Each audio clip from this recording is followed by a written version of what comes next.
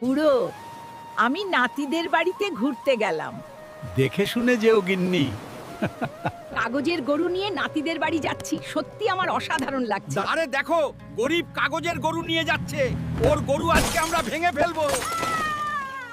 হায় রে, এটা কি হয়ে গেল? আমি আর নাতিদের বাড়ি যেতে পারলাম না। গিন্নি, তুমি চিন্তা করো না, সব ঠিক হয়ে যাবে।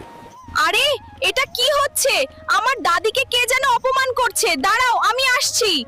দাদা দাদি, তোমরা চিন্তা করো না, আমি আছি তো, তোমাদের জন্য কিছু একটা করব আমি।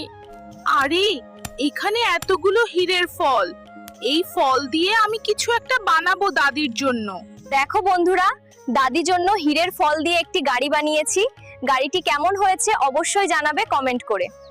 আরে নাতি ভাই, এটা কি গাড়ি দিলি রে? গাড়ি তো পুরা ঘোড়ার মতো ছুটছে। বউ দেখো, গরিব এত ভালো গাড়ি কোথা থেকে পেলো? বন্ধুরা, আমাদের ভিডিওটি কেমন হয়েছে অবশ্যই জানাবেন। আর হ্যাঁ, লাইক সাবস্ক্রাইব করতে ভুলবে না।